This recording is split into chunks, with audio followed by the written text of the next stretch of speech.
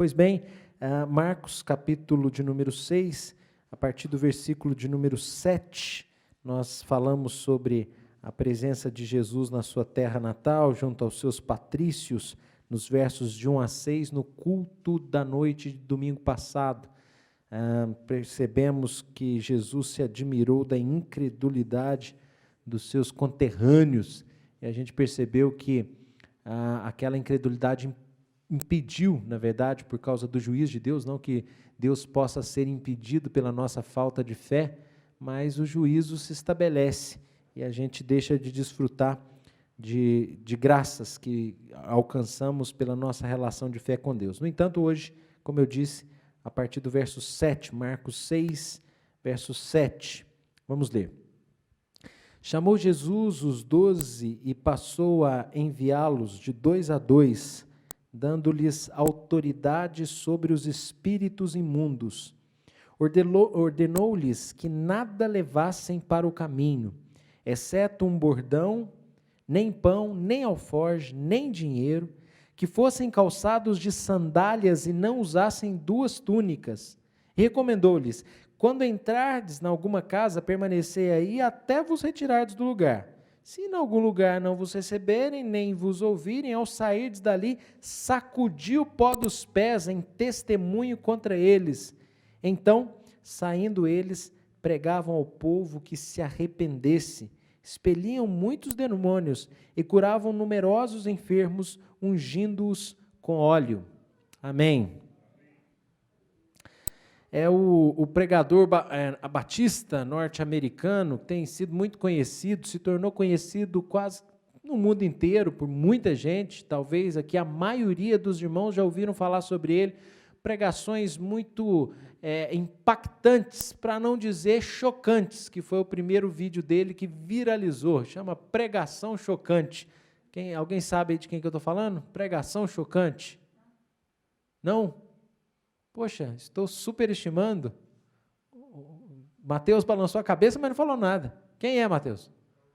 Paul Washer, exatamente, o pregador batista norte-americano que ficou conhecido como um videozinho Pregação Chocante. Mas o que eu queria chamar a atenção é para algumas frases meio que chocantes do Paul Washer. Paul Washer disse em alguma pregação que se você vai caminhar com Jesus Cristo, você vai estar contra todo mundo e contra a maioria dos evangélicos também. Ué, que coisa! Se você vai caminhar com Jesus Cristo, você vai estar contra todo mundo e contra a maioria dos evangélicos também. É impactante, é chocante. O problema é que o evangelho dos evangélicos não é o evangelho dos evangelhos. Essa eu não sei se é do Paul Washer, mas se encaixa a essa afirmação. Se você vai caminhar com Jesus Cristo, você vai enfrentar todo mundo e você vai enfrentar a maioria dos evangélicos.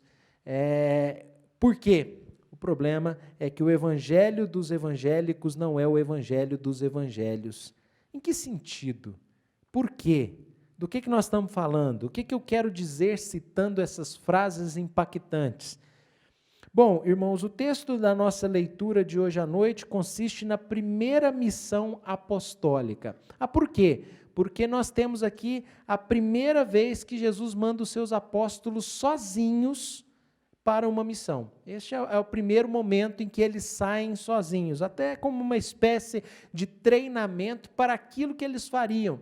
Sozinhos a gente sabe que nunca é, porque o Senhor está com eles, inclusive na sua capacitação expressa logo no primeiro versículo da passagem, que diz que Jesus deu-lhes autoridade sobre os espíritos imundos, e é evidente que essa autoridade inclui ou está incluído nessa afirmação de Jesus uma presença poderosa de capacitação, sem dúvida nenhuma, o Espírito Santo, não como a partir de Atos 2, do Pentecoste, mas já de uma maneira especial, o Espírito Santo atuando ali na vida dos apóstolos. E é nesse contexto, então, que Jesus está passando por aldeias, como diz o versículo 6, aldeias circunvizinhas a Nazaré, já que não houve fé em Nazaré, né? Quer dizer, a as janelas se fecharam sobre Nazaré, mas as portas da graça se abrem para outros lugares. E Jesus então envia os seus apóstolos também a esses outros lugares. Jesus percorre aldeias com os seus apóstolos, diz o verso 6, né?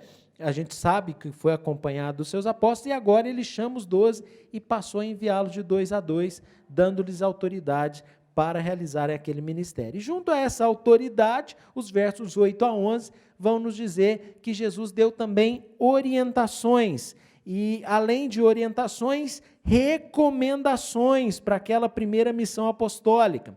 Os versos 12 e 13 falam do resultado, ou eu diria melhor, os versos 10 e 11 falam já de resultados, assim como também o verso 12 e 13, experiências vividas, mas especialmente o que iria acontecer nesse processo de obediência dos apóstolos em seguir a missão que lhes foi dada. O título que eu propus como base para a nossa mensagem dessa noite foi Apostolicidade e Verdade, mas quem sabe poderia ser também Apostolicidade e Genuinidade. E eu explico por quê. Essa é uma missão genuinamente apostólica, porque nós temos ali apóstolos enviados por Jesus, por isso ela tem a sua apostolicidade evidente, e também a sua genuinidade, porque ela é genuína. A apostolicidade é uma característica relacionada ao ministério apostólico, e genuinidade é aquilo que é verdadeiro, aquilo que é genuíno, aquilo que não foi alterado, aquilo que não foi transformado, aquilo que não passou por nenhum tipo de alteração, continua o mesmo. E nós precisamos lembrar que a igreja herdou a missão apostólica. Nesse mesmo evangelho, no capítulo 16, versos 15 e 16, diz, olha, ide por todo mundo, pregai o evangelho a toda criatura. E neste culto, nós lemos o texto de Efésios, capítulo 2, a partir do verso 19, que diz que a igreja foi edificada sobre o fundamento dos apóstolos e profetas. Sobre o fundamento dos apóstolos, a nossa missão está edificada. Então, a igreja, ela é apostólica. Quer dizer, nós somos católicos apostólicos. É evidente que o católico significa universal, né? O termo católico no grego é universal. Nós acreditamos numa igreja que não tem limites geográficos, uma igreja que são crentes de todo mundo, de todos os lugares, por isso nós dizemos que nós cremos numa igreja católica, numa igreja que não tem fronteiras. Ao mesmo tempo, nós somos apostólicos, porque toda a nossa doutrina, todo o nosso ensino, todo o fundamento da nossa missão é baseado na herança que os apóstolos nos legaram. Nós não somos romanos, né? Nós somos católicos apostólicos, mesmo porque nós percebemos uma incoerência muito significativa, expressa e inegável no termo católico e romano, porque ou você é católico ou você é romano, porque ou você tem limites geográficos estabelecidos ou não, é universal ou é de uma localidade específica, com uma sede específica. Não, nós não acreditamos que a igreja tenha uma sede terrena. Eu faço essas observações para ressaltar o aspecto aqui de apostolicidade e caminho aqui na minha reflexão para que nós possamos entender o que tem a ver isso com genuinidade. Por quê, meus irmãos? Porque eu quero estabelecer aqui uma comparação. Se aqui você tem uma missão apostólica verdadeira, então nós precisamos pensar na genuinidade da apostolicidade da igreja. Então eu quero falar de apostolicidade, que a igreja é apostólica, e a questão é, qual é a genuinidade da apostolicidade da igreja dos nossos dias? Ou de nossa própria caminhada como igreja, entendendo que igreja, ou o conceito de igreja à luz das Escrituras, está relacionado a pessoas. Quer dizer, a igreja é cada um de vocês. E o caso é que cada um de vocês deve ter aí uma apostolicidade genuína. E assim eu me volto então e passo a perceber, ou eu me volto à introdução para ajudá-los a perceber a relação das frases com o que eu estou falando. Por quê? Se você vai caminhar com Cristo, você vai ter que enfrentar todo mundo e a maioria dos evangélicos. Porque o problema não é o evangelho dos evangelhos, mas o evangelho dos evangélicos. Com isso eu quero dizer que ao olhar para muitas posturas da igreja odierna, a gente percebe que as características dessa missão apostólica muitas vezes não estão presentes. Em que sentido? O que eu estou falando? Vamos lá.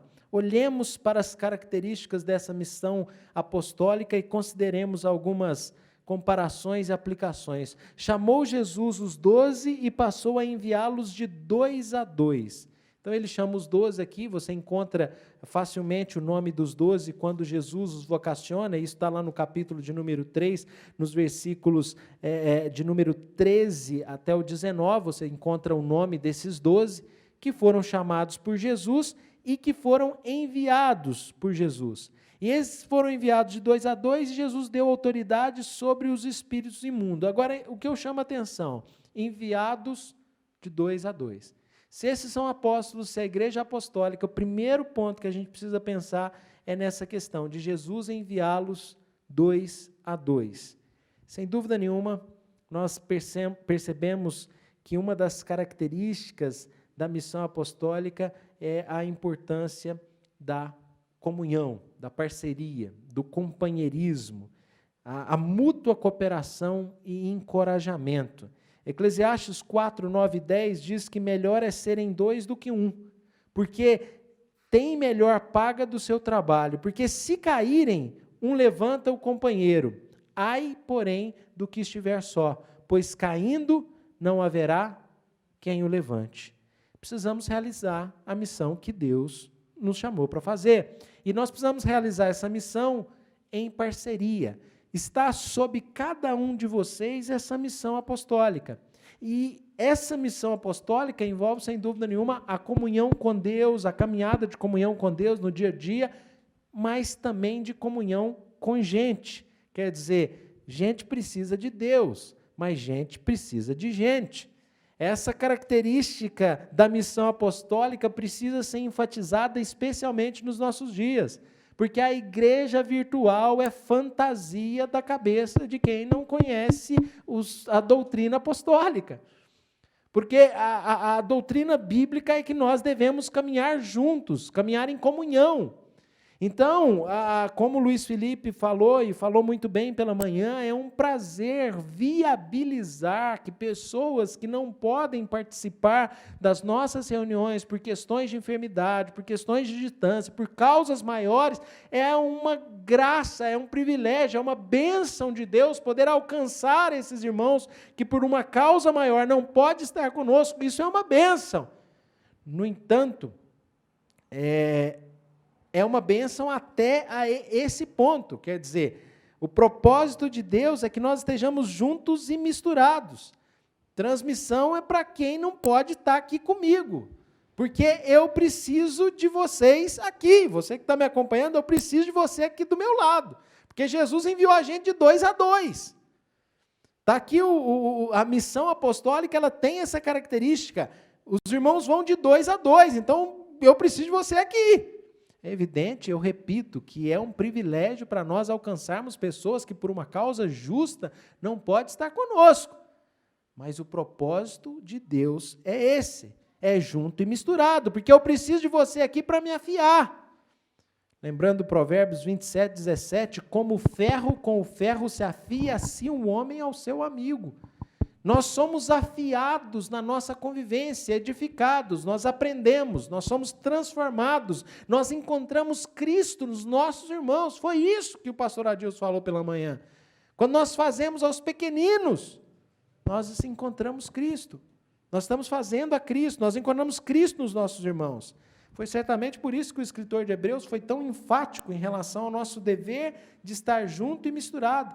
Porque é aqui que nós temos a oportunidade de sermos edificados, de chegarmos mais perto de Deus, juntos, um ajudando o outro, mais próximos, num relacionamento que implica, ou que traz implicações da nossa rotina diária, de pessoas que nos fortalecem. Não sei como é que o som está para vocês, deu uma mudada aqui para mim, está tudo em paz aí para vocês? Então tá bom. O escritor de Hebreus, nos versos 24 a 25 do capítulo 10, diz: consideremo-nos também uns aos outros para nos estimularmos ao amor e às boas obras. Veja, consideremo-nos também uns aos outros para nos estimularmos ao amor e às boas obras. Não deixemos de congregar-nos, como é costume de alguns, antes façamos admoestações, tanto mais quando vedes que o dia se aproxima. Não deixemos de congregar, como é costume de alguns, porque nós precisamos caminhar de 2 a 2. É junto, é em parceria, isso é característica apostólica. A igreja não pode dizer que ela é apostólica, que ela foi edificada no fundamento apostólico, se ela não vive uma realidade, um princípio apostólico na sua caminhada. Ou nós estamos juntos e misturados, ou a igreja deixou de ser apostólica. Mas, no entanto, há questões muito mais profundas, e eu quero, antes de entrar nessas questões muito mais profundas, relacionadas a essa parceria, a essa comunhão, dividir com os irmãos que eu não esqueço, sobre a importância da parceria, porque hoje nós louvamos ao Senhor, Deus tem sustentado a nossa igreja cresce e a gente percebe a graça de Deus, Deus atuando através dessa família, para que pessoas sejam edificadas, para que esse lugar seja um local onde a palavra de Deus é ensinada, mas nós passamos apertos aqui, quando nós começamos, quando nós estávamos no início desse trabalho, quando nós não tínhamos nada dessa estrutura que a gente tem hoje, das pessoas que a gente tem hoje, e eu me lembro nos momentos de crise, de parceria, se é 2 a 2, eu me lembro muito bem do Henrique chegar para mim, nos momentos de crise, e falar, se tiver que fechar essa porta, vai ser nós dois juntos, nós vamos pôr um cadeado aí junto, isso é 2 a 2, é importante você saber que tem alguém com você ali para fechar a porta, só que não era esse o propósito de Deus, não. Essa era a nossa limitação, e a gente vai ver um pouquinho sobre isso, sobre os propósitos de Deus, sobre a nossa caminhada em confiança com Deus, e não é que nós estávamos sendo incrédulos, nós somos humanos, realistas, nós temos que ser sábios e prudentes na nossa caminhada, no entanto, quem cuida da obra é Deus. Agora, a questão mais profunda que a gente entra é o fato da tradição veterotestamentária e a própria tradição escriturística nos ensinarem que todas as questões, toda causa se estabelece pelo testemunho de 2 pessoas. Deuteronômio capítulo 17, verso 6, Deuteronômio capítulo 19, verso 15. Através de 2 pessoas que toda causa se estabelece por causa da credibilidade. Em Mateus 18, nós lemos sobre como se deve tratar um irmão culpado. Por quê? Porque nós caminhamos juntos, um irmão que publicamente tem causado escândalo, ou tem causado mal a algum outro irmão, que tem tido um procedimento danoso para o corpo de Cristo. Como é que vocês tratam um irmão assim? E tem ali orientações, em Mateus 18, sobre como lidar com isso. E é interessante que todas as decisões são tomadas em conjunto. É interessante que Jesus diz algo em Mateus 18, 20, ele fala, olha, porque onde estiverem 2 ou 3 reunidos em meu nome, ali estou no meio deles. Esse é um versículo bem clichê que se usa bastante quando a igreja tem pouca gente, Aí você começa o culto e sempre usa aqui, onde estiverem 2 ou mais reunidos no meu nome, ali eu estarei. Só que o texto aqui na Bíblia não tem nada a ver com liturgia, com culto, com reunião. O texto é sobre o quê? É sobre a autoridade da igreja. A autoridade da igreja de disciplinar uma pessoa, de afastar uma pessoa que não toma ou não age com temor em relação aos ensinos, aos valores do reino, ali no seio do corpo cristão. Então, assim, Jesus está dizendo que a autoridade não se dá por um. A igreja apostólica é uma igreja conciliar, é uma igreja que se estabelece a partir da parceria, da comunhão, do concílio. Esse é o modelo da missão apostólica. E qual que foi a nossa introdução? A introdução foi que eu trouxe a pensarmos que às vezes o evangelho dos evangélicos não condiz com o evangelho dos evangelhos. E a igreja odierna, a igreja moderna, pode não apresentar essas características. Primeiro, em relação a andar 2 a 2, vivemos um tempo de muita frieza e formalidade. Não é nada difícil, você entrar numa igreja aqui na cidade de São Paulo, você participar do culto, você ir embora sem ninguém falar nada contigo. Não pense que isso seja difícil, porque, olha, nas minhas férias eu já fui em cultos aqui, que eu entrei e saí, e olha, parecia que eu nem estava ali. Será que isso é igreja apostólica? Não, é 2 a 2. E a gente vive tempos de formalidades e friezas. E a igreja apostólica, ela tem essa característica do calor humano, da afetividade, da fraternidade, mas também ela tem essa característica da comunhão no que tange também a sua autoridade. Mas, infelizmente, a igreja chamada de evangélica no Brasil é extremamente personalista.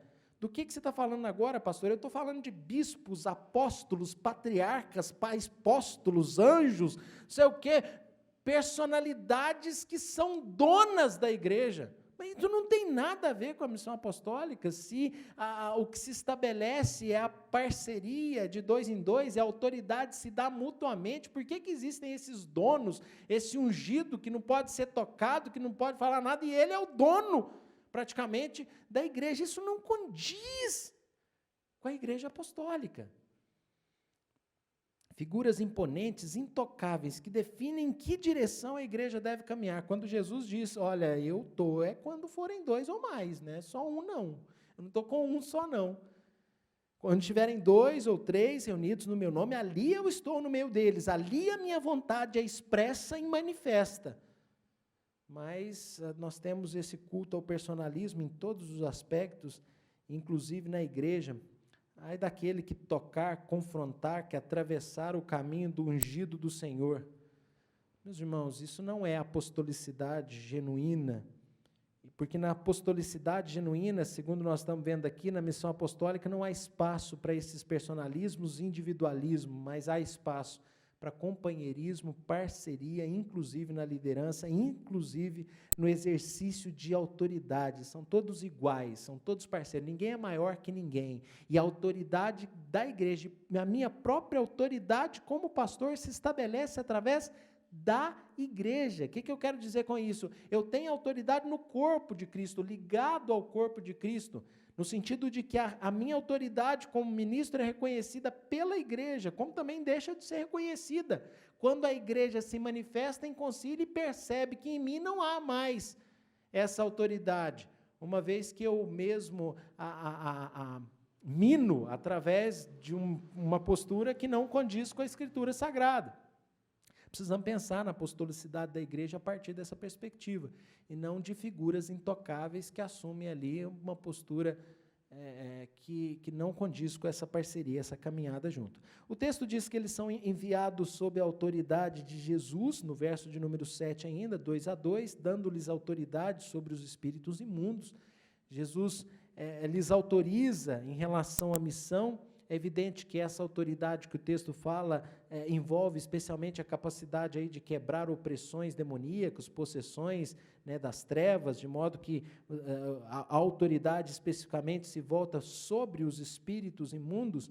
No entanto, nós precisamos conscientizar que a verdadeira missão apostólica se estabelece sob a autoridade, do ponto de vista de capacitação, mas do ponto de vista também de autorização de Deus, né? Deus se expressa na autoridade da igreja, onde tiverem 2 ou 3, eu estou ali, é o que a gente viu. Então, com isso, eu quero dizer que eu tenho muita dificuldade com ministérios totalmente independentes, e eu não sei se eles são apostólicos, ou não sei se eles estão seguindo os princípios apostólicos. Do que você está falando, pastor? Em que sentido? Eu tive um chamado, uma visão, e eu vou começar isso aqui e tal. Baseado em quê? Qual igreja? Como é que é a igreja? Quem são os 2 ou 3 que, reunidos, expressaram a autorização de Cristo? Nós precisamos pensar nas características de apostolicidade a partir de uma missão apostólica narrada aqui no Evangelho de Marcos. E eu tenho muita dificuldade com essas questões, meus irmãos, porque, como eu disse, a minha autoridade foi dada por Cristo através da sua igreja. E eu entendo que é a igreja que deve outorgar essa autoridade. A autoridade do ministro se manifesta a partir da igreja. Seguindo o texto, nós lemos que eles são enviados também, de uma maneira muito interessante, sob a providência de Deus. O verso de número 8 fala sobre o que levar na viagem, né? É muito comum hoje, quando você se inscreve para algum evento, né? Aí tem lá aquele videozinho, tutorial, o que levar, né? O que levar? O que colocar na mala, nesse caso aqui? O que levar na mala? E aí, o que eles tinham que levar na mala? Em primeiro lugar, não levar mala. Em primeiro lugar, não vai nem mala, porque o texto diz no verso 8, ordenou-lhes que nada levassem para o caminho, exceto um bordão, que é o cajado, né? Que é a vara de apoio, nem pão, nem alforge. Por isso que eu falo, o que levar na mala? Não vai levar nem a mala, porque é o alforge, é na minha terra lá, o embornal, ou é aqui a bolsa que era utilizada para levar as coisas, não vai levar nem alforge. Verso 8, nem dinheiro, que eles fossem calçados de sandálias e não usassem 2 túnicas, quer dizer, nem muda de roupa, meus irmãos, vai com a roupa do corpo. Isso é específico, não significa que nós devemos pensar na obra de Deus, ou devemos caminhar a nossa vida totalmente básico, que você não deve ter um planejamento, não é isso. É que à luz da narrativa, nós somos chamados a considerar a providência de Deus no chamado que Ele tem para nós, para cada um de nós. A providência material de Deus, e eu diria então que eles são enviados sob a providência material de Deus. E eu diria, meus irmãos, que a igreja apostólica deve caminhar a partir da confiança na provisão que vem de Deus. Porque, evidente, veja que Deus não mandou eles, o Senhor Jesus, né, não mandou os apóstolos irem descalços. Existem questões básicas que fazem parte da nossa prudência, né? Vai de sandália, vai com o cajado, não precisa usar 2 túnicas, vai com o básico, o resto Deus traz. Vai com o básico, confia em Deus, que Deus vai prover. E nós precisamos, para a nossa vida, ter essa consciência, esse descanso, de preocupar ali com o básico, porque o que passar do básico, Deus vai prover. E eu diria que a igreja apostólica, ela caminha assim. Mas me assusta muito, e eu volto às frases iniciais, que se você vai caminhar com Jesus, você vai ter que enfrentar a maioria dos evangélicos, ou o evangelho dos evangelhos não é o evangelho dos evangelhos, porque quando eu abro a revista Forbes, eu encontro ali pelo menos umas meia dúzia de pastores brasileiros com fortunas absurdas, mas não tem muito a ver com o texto. Porque se a missão apostólica tem como característica clara a provisão material de Deus e o básico, não faz muito sentido o acúmulo de riquezas. Não faz muito sentido uma igreja que ostenta uma estrutura megalomaníaca.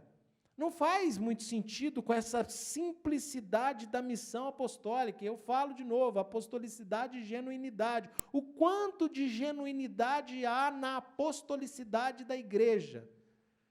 Ah, pastor, você está acabando com tudo, você está dizendo que a igreja não é apostólica mais? Eu estou dizendo que nós temos uma referência. Nós precisamos pensar nessa referência na nossa caminhada como igreja, é isso que eu estou dizendo. E eu estou dizendo mais, que igreja é eu e você, e nós temos que pensar nisso na nossa caminhada diária. Pensar no quê? Pensar que eu e você precisamos caminhar de 2 a 2, juntos, não separados. Precisamos uns dos outros. Não pense que você vai ter vida espiritual saudável distante do povo de Deus. Isso não funciona, nunca funcionou. A Bíblia está cheia de lições que não é assim que se caminha de maneira saudável. Não pense que você vai caminhar de maneira saudável, confiando nos seus próprios recursos, quando quem provê é Deus. Olha, leva o básico, considera o básico, Deus não vai deixar faltar. Está aqui, leva o básico, não se preocupa, não leva nem dinheiro. Irmãos, o básico nesse contexto, à luz da sabedoria de Cristo, era, sem dúvida nenhuma, a sandália, o cajado, como Jesus falou, apenas a túnica, né? No entanto, é evidente que o básico muda de circunstância para circunstância, mas o que nos ressalta em lição nesse texto é, de fato, confiar que Deus vai prover, como Deus provê para nós em todo o tempo, meus irmãos. Quer dizer, aqui a gente vive como igreja, os irmãos sabem disso, A gente vive no básico, Deus provê, quer dizer, a gente planeja em cima do básico, né? Deus não, a gente planeja em cima do básico. Deus sempre provê o básico, a gente sabe que o básico é a provisão de Deus e a gente caminha no básico. Só que a nossa igreja vive do básico? Que nada, as pessoas se impressionam às vezes com os nossos avanços, com a nossa estrutura, com a beleza da nossa igreja. E aí? E aí que o que é grosso mesmo, falando aqui de um jeito mais caipira para vocês entenderem, o que é grosso mesmo, que envolve recurso mesmo, não é nós não, mas não é nós mesmo. Do que eu estou falando? Eu estou falando de um piano bonito. Ah, peraí, aquela igreja tá rica, né? Tinha um pianozinho aqui, simples, né? Carunchado e tal, de repente, olha o que é isso, hein? Isso aqui é provisão. Nós, do conselho, trabalhamos em cima do básico. Deus nos surpreende com algo que é muito maior que o básico. É assim que funciona a igreja apostólica. Ela vive na provisão de Deus. Então, as cadeirinhas de boteco dão lugar aos bancos de madeira acolchoado. Ah, mas como assim? Essa igreja deve ter muito recurso. Ah, vai olhar a nossa conta para você ver se tem recurso desse jeito. Mas nós temos um Deus no céu, ou não tem? Deus no céu nós tem. Isso não falta. E aí Deus vai abençoando. Nós somos poucos, nós somos pobres, mas Ele é dono do ouro e da prata. Enquanto Ele for o Senhor dos céus e da terra, não vai faltar, pelo contrário, só iremos nos surpreender com a provisão do Altíssimo. E é isso, a igreja apostólica é simples, a igreja apostólica vive na provisão do Altíssimo. O verso de número 10 vai nos falar sobre a provisão. Estou falando de providência material, mas tem a providência espiritual. É interessante o contraponto que pode ser estabelecido do verso 10 e 11, que tem a ver com a providência espiritual de Deus, porque a recomendação é que eles entrassem numa casa e permanecessem naquela casa, sem se retirar daquele lugar. Essa é a provisão de Deus. Vocês não vão levar nem muda de roupa, lá vão arrumar uma túnica para vocês, lá vão arrumar o que vocês precisam, o alimento que vocês precisam, não preocupa não que vai vir a provisão de Deus. Então vai ter casa que vai receber. No entanto, verso de número 11, se em algum lugar não vos receberem, nem vos ouvirem, ao sairdes dali, sacudi o pó dos pés em testemunho contra eles. Duas realidades opostas. Quais são essas realidades? Tem lugar que vai receber, aceitação, e ali vocês ficam, e ali vocês permanecem. E enquanto vocês ficarem naquela cidade, é ali que vocês vão ficar. Por quê? Porque a igreja apostólica é uma igreja do discipulado, do caminhar junto, de um trabalho que não é simplesmente uma conferência, um evento. Quem aceita Jesus? Eu aceito, e pronto, naquele lugar, 1000 almas se entregaram para Cristo. Aí vai ver, as 1000 almas estão caminhando com Cristo, né? Muitas... O próprio reverendo Billy Graham, que fazia as suas cruzadas, reconheceu ao final da vida que talvez não fosse esse o caminho, mas o caminho do discipulado, de entrar numa casa ali e ficar quanto tempo for, influenciando bem, quer dizer, o trabalho de caminhar junto. É assim que a igreja apostólica funciona. Não é simplesmente um evento e uma pergunta, mas é um ensino. E se há aceitação e discipulado, por outro lado, há rejeição e juízo. Verso 11. Alguns lugares não vão receber vocês. Então, alguns lugares vão ouvir. Isso é uma certeza. Outros lugares não. O lugar que você for aceito, discipulado. O lugar que você for rejeitado, bate o pé e vai embora. E quando eu falo em ser enviado na providência espiritual de Deus, é isso, porque a aceitação, como nós conversávamos ontem na reunião de jovens, porque tem Deus na história.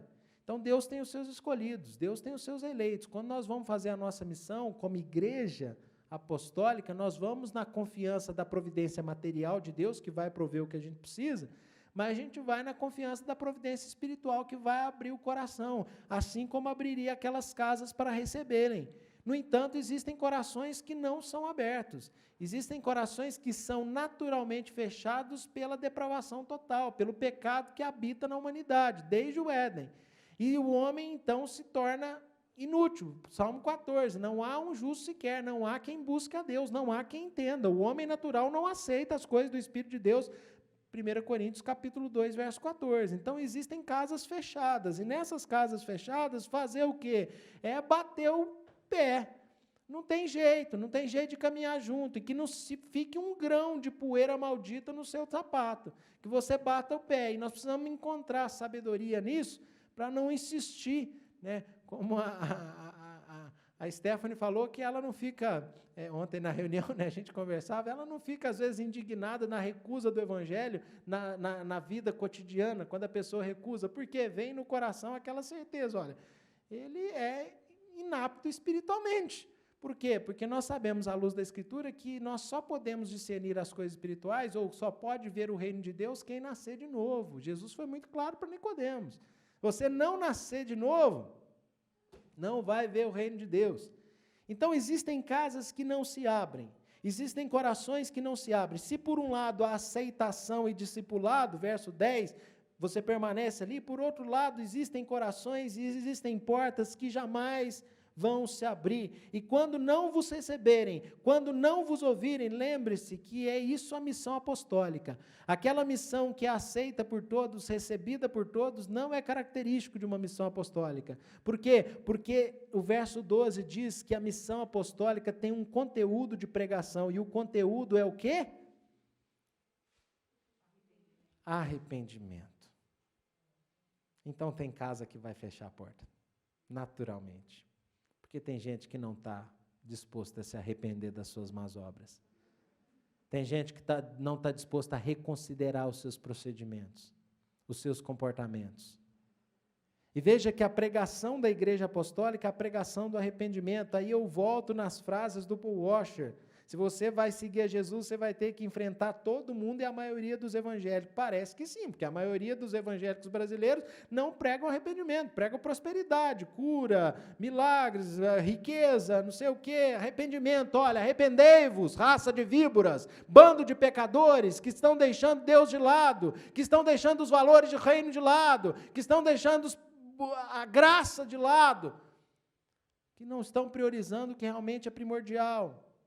Não tem esse tipo de pregação, não. Depois que eu vim para cá, agora tudo mudou. Depois que eu vim para cá, aconteceu isso e tal. E aí você pergunta, essa igreja apostólica, olha, a igreja apostólica prega arrependimento. Arrependimento que traz mudança de comportamento. É isso que Deus quer. É isso que Deus quer. Que a gente mude o nosso comportamento. Que a gente mude a nossa maneira de agir. Que as pessoas sejam transformadas e abandonem o pecado de lado e vivam uma conversão. E conversão é mudança de direção. E mudança de direção acontece se elas são chamadas a repensar os seus procedimentos. E no arrependimento nós encontramos um novo caminho. Mas parece que a igreja odierna não tem essa característica de apostolicidade genuína. Por isso eu repito, apostolicidade e genuinidade. O quanto de genuinidade há na apostolicidade da igreja odierna? Esse texto nos leva a pensar que, de fato, parece que o evangelho que nós vemos aí é um evangelho meio adulterado. O texto termina dizendo que eles expeliam muitos demônios, é evidente, porque essa autoridade lhes foi dada, expressa no versículo 7, Jesus deu essa capacidade para eles fazerem isso, e isso é típico desse momento histórico, porque o reino de Deus está se estabelecendo com o Filho de Deus, e o inferno se manifesta porque a graça de Deus é vinda aos homens por meio de Jesus Cristo, e o diabo está desesperado, e nós vemos muitas narrativas assim na Escritura Sagrada, né? Há uma força das trevas que se expressa de maneira contrária ao reino de Deus, e os apóstolos são capacitados para não somente enfrentar, mas derrotar esses demônios, expelindo esses demônios, libertando pessoas, curando numerosos enfermos pelo poder de Deus. É característica da igreja apostólica a libertação, e a gente sabe disso. A característica da igreja apostólica, a cura, os milagres, a gente sabe disso como igreja, nós podemos contá-los. E aqui diz que eles também ungiam-os com óleo. Um dos textos bíblicos lidos neste culto fala que a própria comunhão dos irmãos, né, é como o óleo. O óleo é parte da tradição judaica. O óleo era um símbolo da graça de Deus, especialmente do Espírito de Deus. E diz o Salmo 133 que a comunhão é como o óleo, especialmente em contextos áridos, como é o contexto do Oriente Médio, fala sobre o óleo que desce sobre a barba de Arão, aquele óleo que trazia um frescor, que trazia uma hidratação para uma pele seca, um óleo que era agradável, aromatizado muitas vezes pela mirra. Nós sabemos que o azeite, a mirra era colocada no azeite, outros elementos vegetais perfumantes, refrescantes, vários tipos de plantas eram utilizados não só para perfumar, mas trazer o que hoje a indústria farmacêutica ganha burros de dinheiro com os óleos de não sei o que lá. Então, são muitos tipos de óleos, de plantas, que são utilizados. E desde os tempos antigos, o elemento terapêutico dos óleos era reconhecido e era utilizado. Mas, no contexto religioso, havia a utilização do óleo também como símbolo do Espírito Santo. Nós sabemos que os profetas eram reconhecidos ou usavam o óleo ali até para coroar os reis. A gente sabe que o rei Davi foi ali coroado com óleo a partir de Samuel e tantas outras narrativas bíblicas, a unção com óleo, eram ungidos com óleo. E aí, isso é característica apostólica da igreja, e como é que fica a unção do óleo? Aí a gente tem que falar, a nossa igreja discutiu muito essa questão. Você estava nessa reunião, presbítero Henrique? Na reunião do Supremo que discutiu a questão do óleo? Você estava nessa? Estava, né? O Henrique, ele... 3 dias, discutindo, a igreja discutindo. E aí, como é que é? A gente usa o óleo ou não usa o óleo, Porque nós vamos encontrar em poucos textos bíblicos a questão do óleo no Novo Testamento. Mas nós vamos encontrar Tiago falando que se alguém está doente, que chame os presbíteros, vá até a casa da pessoa, e unja-os com óleo, e a oração da fé vai salvar o enfermo. Então, há uma promessa de Deus de que a oração pode curar. A gente sabe que cura mesmo, a gente tem testemunho para contar. E a questão não é o óleo, a questão é a oração. Mas há essa recomendação para usar o óleo nesse sentido como um símbolo de algo sobrenatural, espiritual. E aí, hoje a IPB, ela entende que a unção com óleo ela tem o seu lugar na prática cristã, mas não no contexto de culto. Então, aqui no culto, ninguém vai receber um tada, não. Aí eu falo um tada, por quê?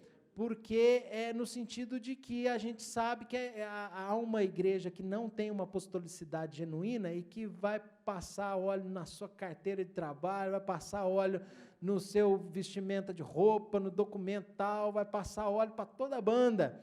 Nós não temos nenhum texto bíblico que diz que deve-se fazer isso. Nós não temos nenhum texto bíblico que diz que a prática de óleo deve ser inserida no culto. Nós o que temos na Escritura é que uma visita particular, domiciliar de alguém que está doente, pode-se usar o óleo como um símbolo, e a igreja presbiteriana entende que há um ritual que os presbíteros podem fazer nesse sentido simbólico, mas não há nada no óleo. E se a pessoa entender que é o óleo que vai resolver o problema dela, não passa o óleo, não. Porque o texto diz que é a oração da fé que vai fazer diferença ali na vida dela. Então, se há uma compreensão de que é o óleo, isso é amuleto, isso é superstição, isso é misticismo, e isso não tem lugar nas Escrituras Sagradas. Pois bem, irmãos, termino a nossa exposição de hoje chamando-os para pensar nisso. Há aqui alguns elementos muito importantes para a nossa vida. O primeiro deles é a importância da nossa comunhão, da nossa parceria. Vamos consertar isso aí.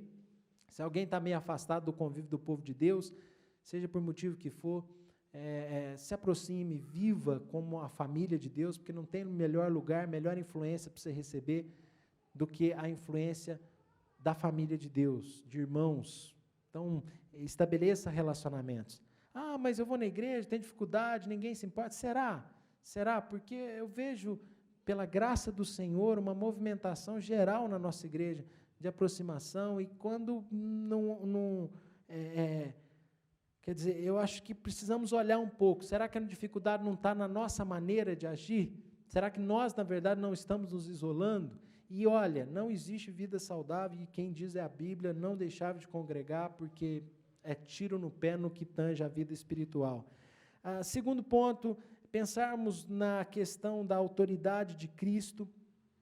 Eles caminham na autoridade de Cristo, que se estabelece também nessa questão da comunhão, da igreja, onde 2 ou 3 reunidos no meu nome, ali eu estarei.